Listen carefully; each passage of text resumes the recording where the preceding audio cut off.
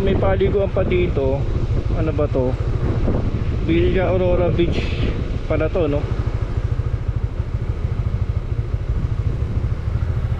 Ayun, no, paliguan pa siya, no?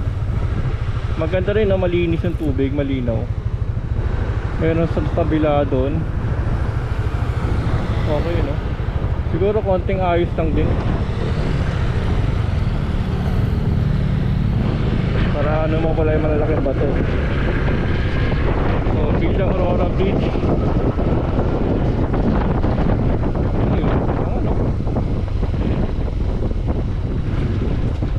Villa Aurora Ecotourism area.